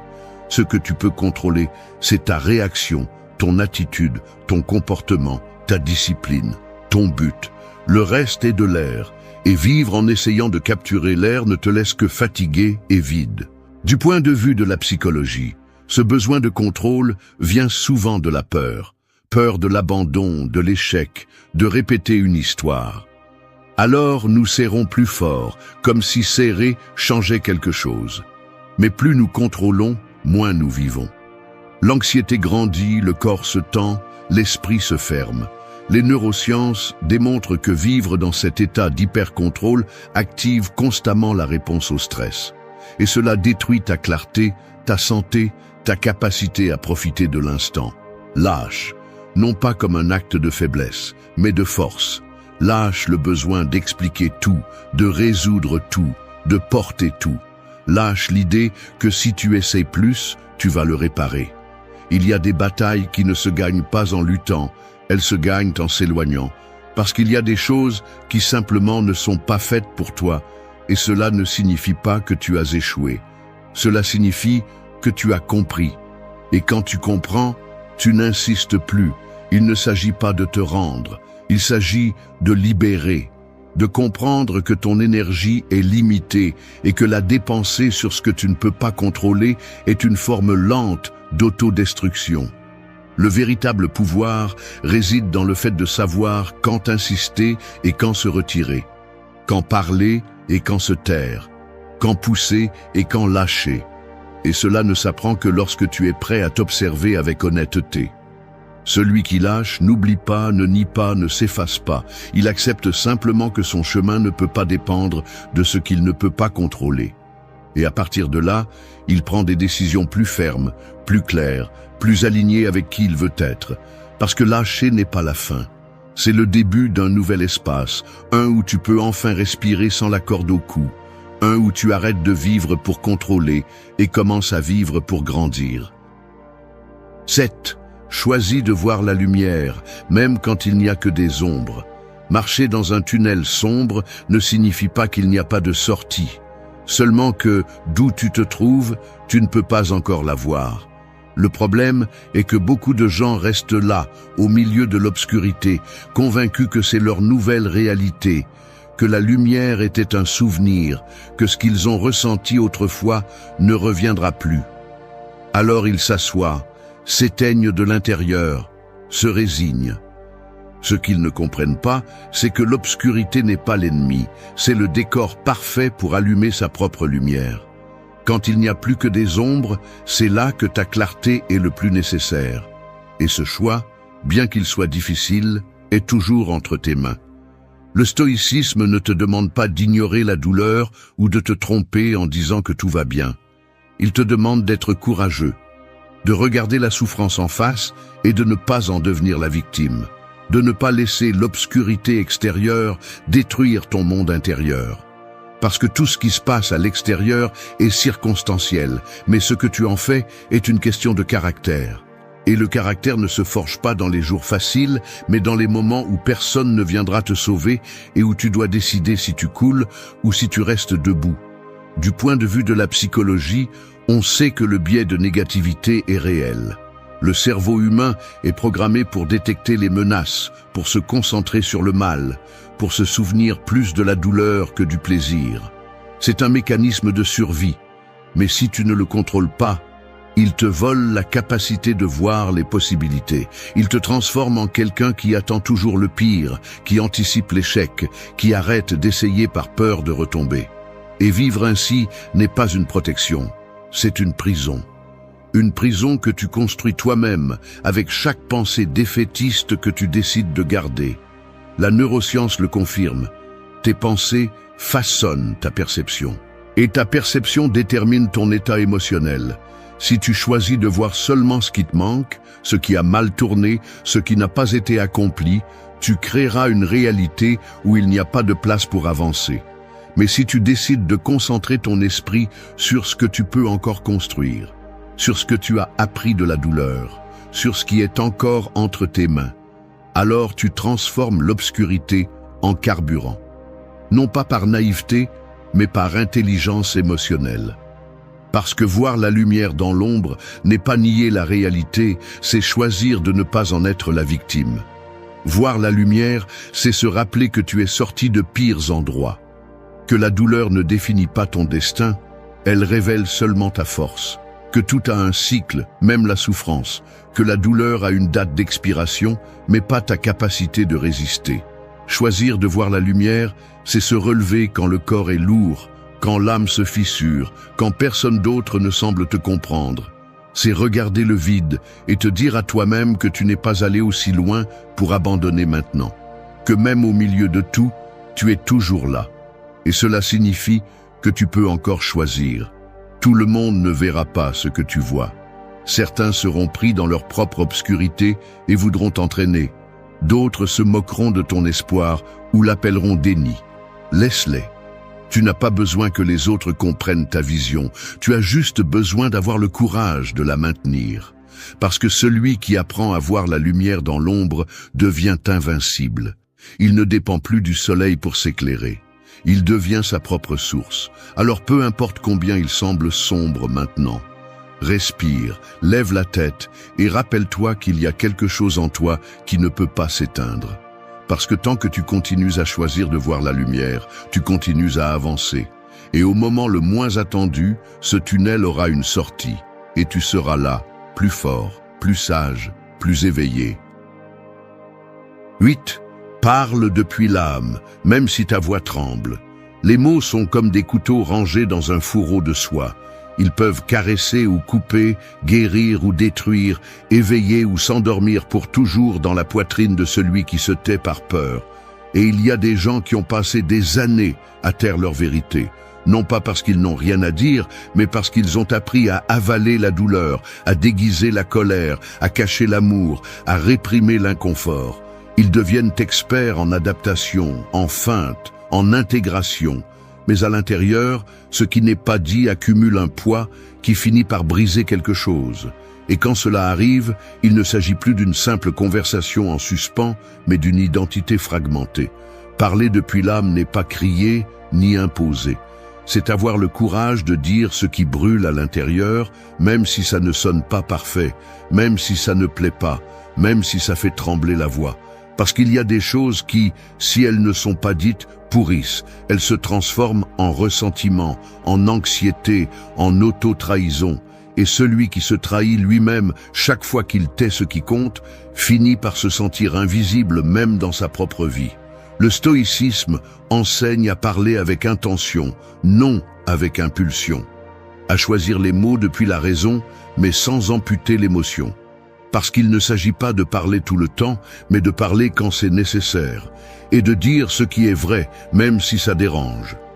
Les stoïciens n'étaient pas froids, ils étaient fermes. Ils savaient que le silence a aussi du pouvoir, mais que l'utilisation de la parole avec intégrité est un acte de leadership personnel. Tu ne parles pas pour être accepté, tu parles pour ne pas trahir ce que tu es. La psychologie a démontré que réprimer les émotions, surtout celles liées à des expériences douloureuses, crée des blocages mentaux et physiques. Le corps somatise ce que l'âme tait. Le cœur s'accélère, l'estomac se ferme, la gorge se bloque. Et ce n'est pas un hasard. C'est le langage du corps qui dit que quelque chose doit être exprimé. La neuroscience, quant à elle, soutient la valeur de l'expression verbale consciente comme moyen de réguler le système nerveux. Dire ce qui fait mal, ce qui inquiète, ce que tu désires ou ce que tu n'es pas prêt à tolérer est une forme de guérison. Mais il ne s'agit pas de parler sur un coup de tête ni de lâcher des mots comme des projectiles. Il s'agit de parler avec présence, avec intention, avec connexion, de regarder dans les yeux et de tenir ta vérité sans te baisser, de dire non quand c'est nécessaire, de demander ce dont tu as besoin sans culpabilité, de fixer des limites sans excuses. et de reconnaître tes émotions sans craindre de paraître faible, parce que ce n'est pas faible celui qui se montre, c'est faible celui qui se cache pour s'intégrer. Parle même quand tu ne sais pas comment le dire correctement, même si tu trembles, même si tu pleures, parce que l'important n'est pas de sonner parfait, c'est d'être réel. Et l'authenticité n'a pas besoin de fioritures. Parfois, une phrase sincère, dite depuis l'âme, suffit pour tout changer. Une conversation que tu repousses peut être la clé qui ouvre une nouvelle étape dans ta vie. Et pas à cause de ce que tu reçois de l'autre, mais de ce que tu récupères de toi-même en osant parler. Choisis ta voix plutôt que la peur. Ne vis pas piégé dans des silences qui te brisent de l'intérieur. N'attends pas qu'il soit trop tard pour dire ce que tu gardes depuis des années. Parce que la voix qui tremble, mais qui s'élève, vaut plus que le cri de celui qui n'a jamais osé regarder à l'intérieur. Et quand tu apprends à parler depuis l'âme, tu deviens quelqu'un qui n'a plus besoin de se déguiser. Parce que tu n'as plus peur d'être qui tu es vraiment. Ça suffit. Il est temps d'arrêter de vivre en pilote automatique, de passer ses journées à courir après des tâches, des excuses et des distractions qui ne remplissent rien. Il y a un moment dans la vie où l'on doit s'arrêter, se regarder en face et se dire la vérité. Je ne peux pas continuer comme ça. Peu importe ton âge, peu importe l'étape à laquelle tu te trouves. Si tu te sens déconnecté, éteint, stagnant, ce n'est pas un hasard. Quelque chose en toi crie pour de la présence, pour une véritable attention, pour un changement qui ne se maquille pas, qui se construit avec fermeté. Ce n'est pas un discours pour te faire sentir à l'aise. C'est un coup de fouet pour te réveiller. Parce que si tu ne prends pas les rênes de ta vie maintenant, quand le feras-tu? Si tu continues à attendre le moment parfait, la motivation idéale, l'environnement sans chaos, tu vas attendre toute ta vie. La véritable transformation se produit lorsque l'on prend les choses en main. Pas quand tout est calme, mais quand on décide de rester ferme au milieu du bruit, d'agir même si ça fait mal, d'avancer sans certitude. C'est ça, vivre avec présence. C'est ça, avoir de la clarté. C'est ça, cesser d'être une victime des circonstances et devenir quelqu'un qui se tient fermement sur terre, sans masque ni excuse. C'est un appel à se réveiller, à prendre la responsabilité totale de ton histoire, de tes décisions, de l'énergie que tu portes et que tu donnes. Il ne s'agit pas de tout contrôler, il s'agit de contrôler la seule chose qui a toujours été entre tes mains, ce que tu fais de ce qui t'arrive. Sur ce chemin, le stoïcisme n'est pas une philosophie ancienne à lire et à oublier. C'est une arme de guerre. Une façon de vivre avec concentration, avec tempérance, avec les yeux fixés sur l'essentiel. Ce n'est pas une belle histoire, c'est un entraînement quotidien. Et si tu lis ceci, c'est parce que tu es déjà fatigué de vivre à moitié. Maintenant, prépare-toi. Parce que ce qui vient ne sont pas des phrases à accrocher au mur. Ce sont des coups de réalité. 8 leçons qui ne te demanderont pas la permission d'entrer, mais qui, si tu les comprends, peuvent commencer à te redonner le pouvoir sur ta propre vie. 1. Enlève ton déguisement. Il y a des gens qui sont devenus experts en matière d'acting. Ils se lèvent tous les jours, s'habillent, se regardent dans le miroir, et sans y penser, ils mettent un déguisement. Ce n'est pas celui d'un clown, ni d'un super-héros, ni d'un monstre.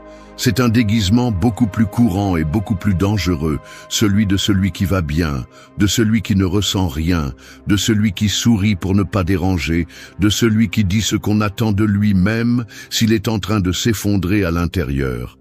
Et le plus grave n'est pas que le monde ne le remarque pas. Le plus grave est qu'avec le temps, on finit par y croire. On commence à vivre à partir de ce personnage et on oublie qui on est vraiment. Enlever le déguisement n'est pas une jolie phrase, ni une idée romantique. C'est un acte de courage, parce que cela implique d'accepter que nous avons souvent menti, non pas aux autres, mais à nous-mêmes. Nous avons feint la sécurité alors que nous étions remplis de peur. Nous avons feint l'indifférence, alors qu'en réalité, nous souffrions jusqu'à l'âme. Nous avons prétendu être forts, alors que tout ce que nous voulions était simplement de nous rendre un moment. Et cela, vivre ainsi, fatigue, épuise, détruit lentement la connexion avec l'authenticité. Le stoïcisme ne te demande pas de devenir une roche sans émotion. Il te demande d'être brutalement honnête avec toi-même, d'avoir le courage de te voir tel que tu es et non pas comme tu aimerais paraître. Parce que ce n'est que lorsque tu arrêtes de jouer que tu peux commencer à agir avec intention. La différence est abyssale. Agir pour s'intégrer est une prison invisible. Agir avec intention est la liberté. Mais tu ne peux pas avoir les deux en même temps. Tu dois choisir. Et oui, au début ça fait peur. Enlever ton déguisement signifie que certains vont s'éloigner, que tu vas décevoir les attentes des autres, que tu découvriras peut-être même que tu as construit une partie de ta vie sur une fausse identité. Mais tu ne peux pas continuer à soutenir quelque chose que tu n'es pas juste pour te sentir accepté.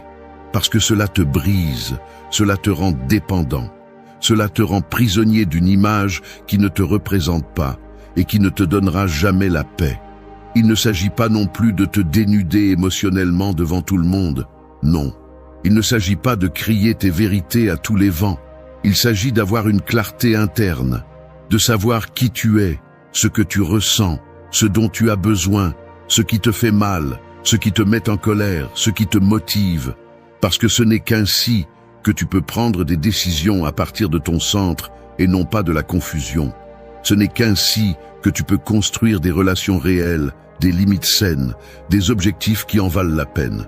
Si tu continues à te cacher, tout ce que tu obtiendras sera pour nourrir le personnage, pas toi. Enlever ton déguisement, c'est aussi reconnaître que tu n'as pas besoin de validation externe pour exister, que tu n'as rien à prouver à personne, que ta valeur ne dépend pas d'être fort tout le temps, ni d'avoir des réponses à tout, ni de maintenir une image impeccable. Parfois, la chose la plus puissante que tu peux faire est de dire « je ne sais pas, je ne peux pas, je ne veux pas continuer comme ça ». Ces phrases, loin de t'affaiblir, te rendent du pouvoir. Elles te connectent à ton humanité.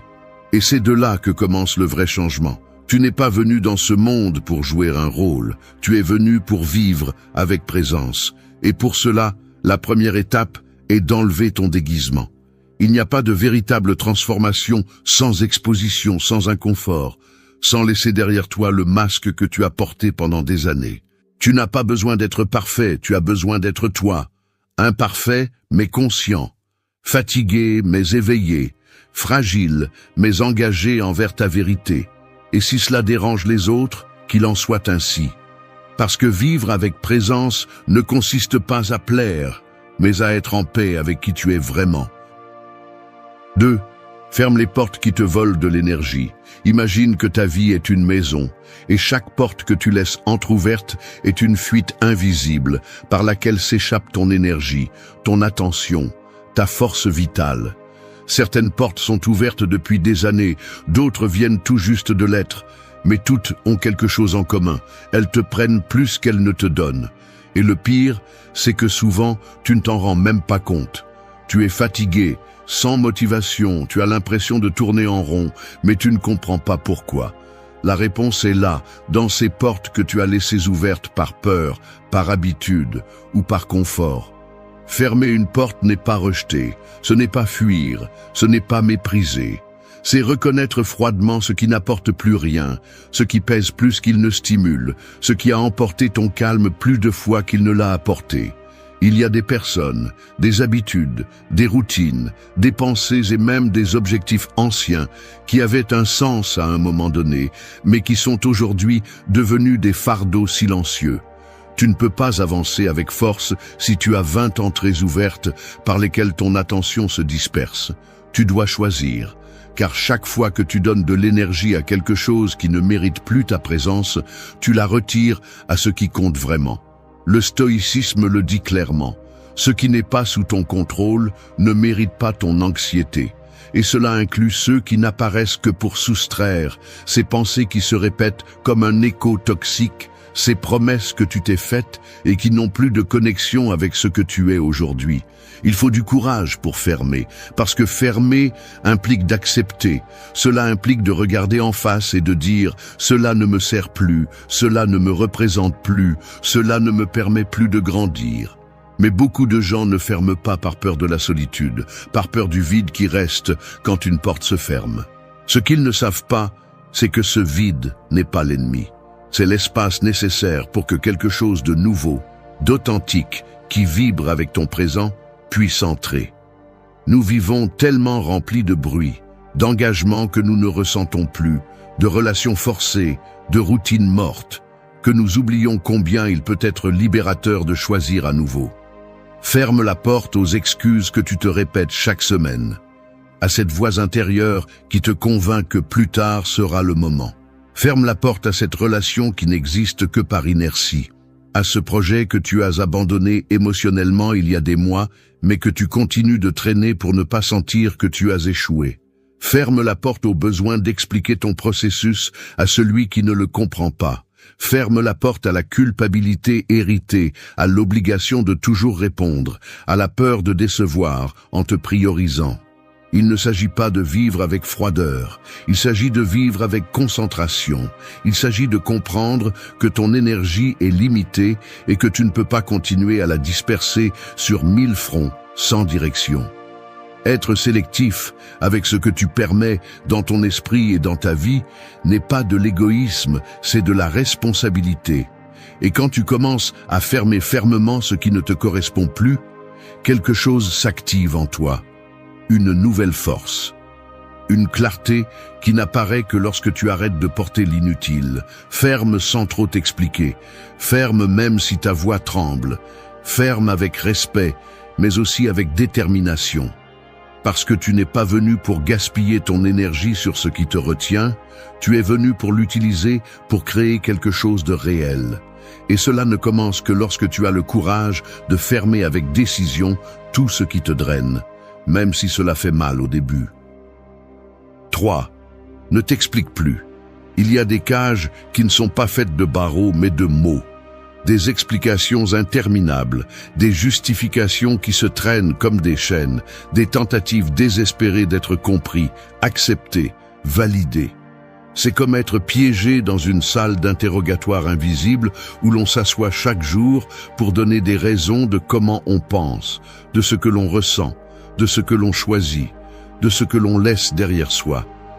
Mais le plus absurde, c'est que personne ne t'a forcé à entrer là. C'est toi qui as appris à vivre en t'expliquant, comme si le simple fait d'être n'était pas suffisant. Depuis notre plus jeune âge, on nous conditionne à rendre des comptes, à expliquer pourquoi nous voulons quelque chose, pourquoi nous ne le voulons pas, pourquoi nous ressentons ainsi, pourquoi nous changeons d'opinion, pourquoi nous choisissons différemment. Et sans nous en rendre compte, cela devient une habitude toxique. Nous commençons à porter le besoin de justifier chaque pas, comme si être cohérent avec nous-mêmes était un crime. Et le pire, c'est que, même si tu t'expliques 1000 fois, ce ne sera jamais suffisant pour celui qui a déjà décidé de ne pas te comprendre. Parce que celui qui ne veut pas comprendre ne manque pas d'informations, il manque de volonté. Le stoïcisme enseigne que nous ne devons pas vivre en fonction du regard des autres. Tu n'as pas à demander la permission d'être qui tu es, ni à rédiger un discours chaque fois que quelque chose en toi change. La transformation personnelle est un processus silencieux, intime, profond. Ce n'est pas un spectacle pour que le reste applaudisse ou critique. Quand tu vis avec un but, tu te rends compte qu'il n'y a pas de temps à perdre à convaincre qui que ce soit. Ce dont tu as besoin, ce n'est pas l'approbation, c'est la direction. Et si quelque chose te donne la paix, te renforce et t'aligne avec ta vérité, cela n'a pas besoin d'explication. Cela se soutient seul. Bien sûr, il y aura ceux qui se fâcheront, ceux qui t'accuseront d'être froid, distant, égoïste. Mais souvent, cela n'est que le reflet de leur malaise face à ta fermeté. Parce que lorsque quelqu'un cesse de s'expliquer, il commence à déranger ceux qui se nourrissaient de ses doutes. Et c'est là que tu dois rester ferme. Parce que ta liberté vaut plus que n'importe quel jugement. Il ne s'agit pas non plus de couper tous les ponts, de devenir inaccessible ou arrogant. Il s'agit de cesser de négocier ton authenticité pour apaiser les insécurités des autres. Si tu dois expliquer tout ce que tu fais pour ne pas perdre d'affection, alors cette affection n'a jamais été réelle. Si tu dois justifier tes décisions encore et encore pour éviter les critiques, alors tu construis ta vie sur du sable. Il vaut mieux qu'on te remette en question de l'extérieur plutôt que de te trahir de l'intérieur. Ne t'explique plus pour dire non. Ne t'explique plus pour choisir le silence. Ne t'explique plus pour fermer des cycles qui ne t'apportaient plus rien. Ne t'explique plus pour prioriser ta santé mentale, pour vouloir la paix, pour changer de cap, pour rêver grand, pour t'éloigner du bruit, pour vouloir plus de la vie. Celui qui veut être là comprendra par les faits. Et celui qui ne veut pas comprendre ne le fera pas même avec un manuel complet. Parfois, le plus grand acte d'amour de soi est de dire peu et d'agir beaucoup. Parce que les explications prolongées épuisent, te font douter, te distraire de l'important. Ton énergie n'est pas pour convaincre quelqu'un de ton chemin. Elle est pour le parcourir avec fermeté. Alors libère-toi de cette prison de mots. Vis, décide, change, avance et laisse tes actes parler pour toi. 4. Déconnecte-toi pour revenir à toi. Nous sommes comme un chargeur branché toute la journée, connecté à plusieurs appareils en même temps. Réseaux sociaux, messages, courriels, actualités, problèmes des autres, opinions non sollicitées. Tout exige ton attention, tout crie, tout te tire. Et toi, au milieu de ce bruit constant, tu essaies de penser, de ressentir, de décider. Mais comment trouver la clarté si tu ne te déconnectes jamais du monde extérieur pour écouter le monde intérieur? Nous vivons tellement connectés que nous oublions que nous sommes aussi des êtres qui ont besoin de silence, de pause et d'espace pour se rappeler qui nous sommes vraiment quand personne ne nous regarde. Se déconnecter ne signifie pas disparaître ni abandonner les responsabilités, c'est revenir à soi. C'est éteindre pour un moment le bombardement constant de stimuli pour retrouver ton focus, ton énergie, ta voix. Parce que si tu vis en réagissant à ce qui se passe à l'extérieur, tu n'auras jamais le contrôle de ce qui se passe à l'intérieur. Et si tu ne te sens pas bien à l'intérieur, rien de ce que tu obtiens à l'extérieur n'aura de sens. Le stoïcisme parle beaucoup d'introspection, non pas comme un acte mystique, mais comme une pratique quotidienne. Un moment de réflexion, d'observation consciente. Marc Aurèle le disait clairement. La tranquillité vient quand tu arrêtes de regarder à l'extérieur et que tu commences à regarder à l'intérieur. Mais ce regard n'est possible que si tu te donnes la permission de te déconnecter, même pour un moment, de tout ce qui ne t'appartient pas. Parce que la majorité vit en mode automatique. Ils se lèvent, vérifient leur téléphone, se remplissent d'informations inutiles, se comparent, s'inquiètent de choses qu'ils ne peuvent pas contrôler, se frustrent, s'épuisent et retournent dormir avec l'esprit saturé. Ainsi passent des jours, sans même se demander si ce rythme a un sens, si cette façon de vivre les rapproche de quelque chose de réel ou les maintient simplement occupés pour ne pas penser. Se déconnecter est un acte de rébellion dans un monde qui veut te distraire. C'est t'asseoir avec toi-même sans avoir besoin de faire quoi que ce soit, juste être, ressentir, écouter ce qui se passe en toi. Et cela, au début, est inconfortable, parce que lorsque tu éteins le bruit, tout ce que tu as évité de ressentir apparaît. Mais c'est justement là que se trouve la clé. Tu ne peux pas guérir ce que tu n'oses pas affronter. Tu ne peux pas transformer ce que tu ne te permets pas d'observer avec sincérité. Et il n'est pas nécessaire de partir pour une montagne ou de disparaître de la carte. Il suffit de fixer des limites, de choisir des moments de la journée où le téléphone n'existe pas, où tu ne réponds pas à tout immédiatement, où tu ne t'exposes pas à tant de contenu inutile. Il suffit d'arrêter d'absorber des problèmes qui ne t'appartiennent pas, d'arrêter de vivre pour plaire, de lâcher cette addiction à être toujours disponible. Parce que personne ne peut être disponible pour les autres s'il n'est pas d'abord disponible pour lui-même. Déconnecte-toi pour revenir à toi, pour écouter ton intuition, pour te demander ce dont tu as vraiment besoin, pour reconsidérer où tu vas. Parce que lorsque tu te déconnectes du bruit, tu ne t'isoles pas, tu te reconnectes. Et c'est dans cet espace de pause que les vraies réponses se produisent. Les décisions deviennent plus fermes, l'esprit plus clair, l'énergie plus concentrée. Tu ne peux pas être maître de ta vie si tu es captif de stimuli qui ne te laissent pas penser. Alors déconnecte-toi. Non pas par mode, non pas par évasion, mais pour la santé mentale, pour la force intérieure, par respect pour toi. Éteins le bruit pour que la direction revienne. Ferme l'excès de portes externes pour que la tienne s'ouvre. Parce que seul celui qui apprend à être avec lui-même, vraiment, est capable de marcher en toute sécurité vers n'importe où. 5. Fais un audit de ta vie. Imagine que ta vie est une entreprise. Chaque pensée est un investissement, chaque décision est une dépense, chaque habitude est un employé et chaque relation est un partenariat. Maintenant, imagine que tu ne vérifies jamais les bilans, que tu n'as aucune idée de l'énergie que tu perds, ni des domaines qui continuent à fonctionner par inertie sans apporter quoi que ce soit. Imagine que tu continues à embaucher des habitudes nuisibles, à maintenir des contrats émotionnels toxiques et à financer des projets déjà en faillite. C'est exactement ce qui se passe lorsque tu vis sans faire un audit personnel.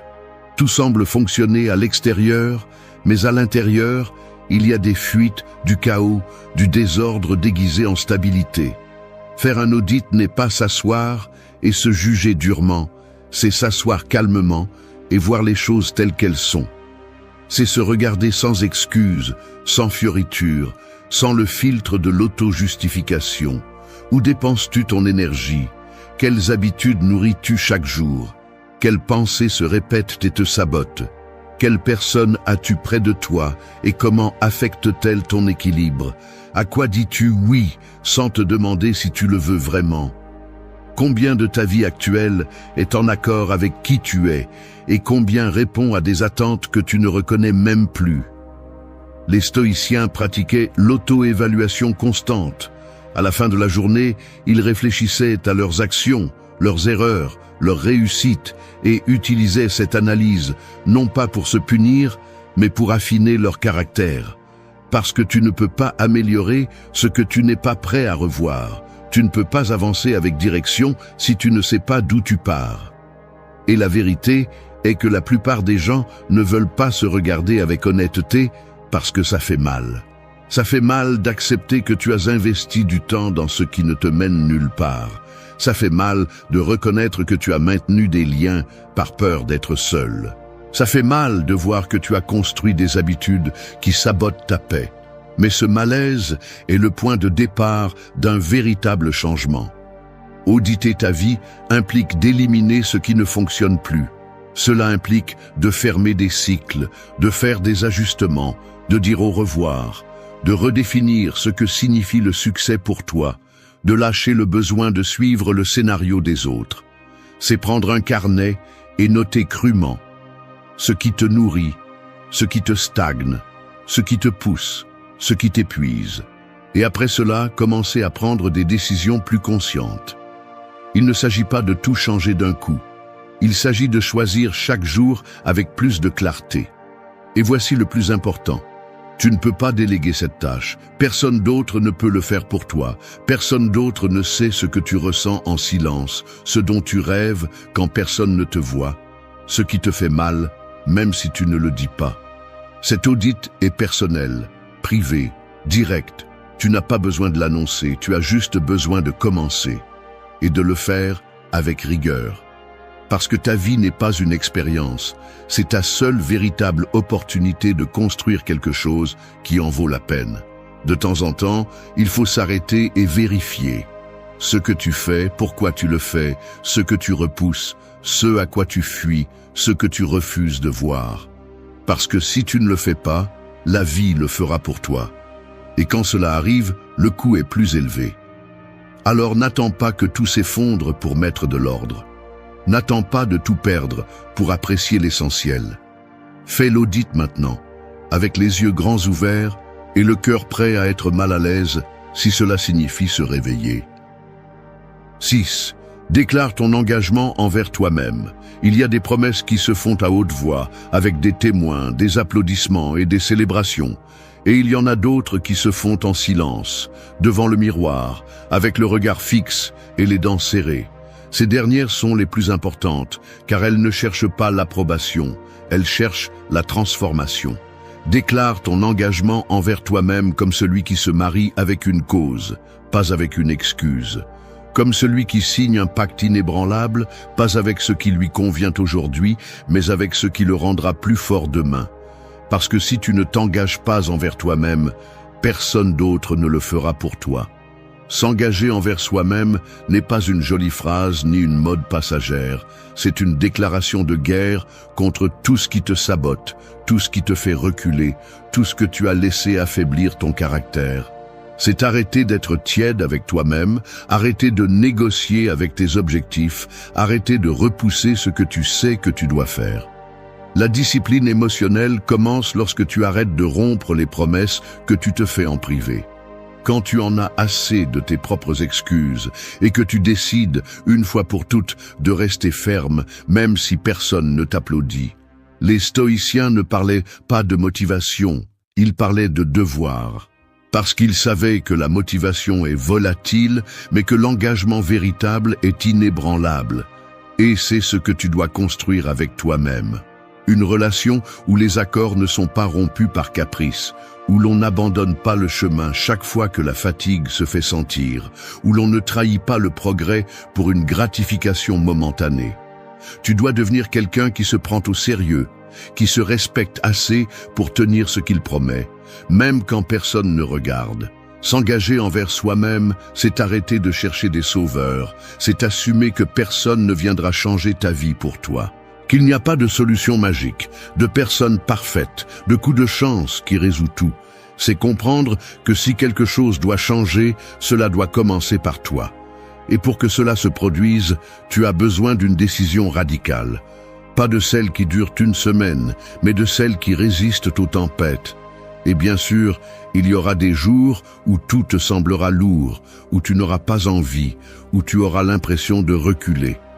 Mais l'engagement ne concerne pas le sentiment, il concerne le soutien. De rester debout même lorsque le corps tremble, même lorsque tout semble bouger. Parce que s'engager envers soi-même est un acte d'amour féroce, de loyauté absolue, de respect profond pour sa propre vie. Fais-le comme celui qui signe un contrat sacré, consciemment, sans te promettre la perfection, mais bien la présence. Sans exiger d'être invincible, mais bien courageux. Déclare que tu vas te choisir tous les jours, même quand ça fait mal, même quand c'est difficile, même quand tu ne vois pas de résultats immédiats. Parce que tu n'es pas ici pour vivre à moitié, pour passer inaperçu, pour te contenter du minimum. Tu es ici pour construire une version de toi qui soit digne d'admiration, non pas pour ce qu'elle réalise, mais pour la fermeté avec laquelle elle se tient. N'attends pas d'avoir plus de temps, plus de soutien, plus de conditions. Déclare-le maintenant. Déclare ton engagement envers toi-même avec la force de celui qui n'est plus disposé à vivre en pause. Et que chaque action, chaque mot, chaque décision soit la confirmation quotidienne de ce pacte. Parce que lorsque tu t'engages vraiment envers toi-même, le monde change. Non pas parce que tout s'arrange, mais parce que tu deviens capable de traverser n'importe quoi sans perdre le cap. 7. Tais ce qui ne mérite pas ta voix. Ta voix est comme une épée aiguisée. Elle n'est pas faite pour être brandie dans n'importe quelle direction, ni pour être usée dans des batailles qui n'en valent pas la peine. Elle est faite pour trancher le mensonge, pour ouvrir des chemins, pour protéger l'essentiel. Mais si tu utilises cette épée pour discuter avec des imbéciles, pour te justifier devant ceux qui ne te respectent pas, pour te défendre contre des attaques vides ou pour alimenter des conversations sans but, tu finiras avec la gorge sèche et l'âme épuisée. Il y a des choses qui ne méritent pas ta voix, non pas parce que tu es faible, mais parce que tu as appris à être plus fort sans crier. Se taire n'est pas se rendre, c'est choisir, c'est te rendre compte que tout ne mérite pas une réponse, que tout n'a pas besoin d'être corrigé, que tout ne vaut pas ton énergie. Dans un monde où tout le monde veut avoir le dernier mot, le véritable pouvoir réside dans celui qui sait quand se taire.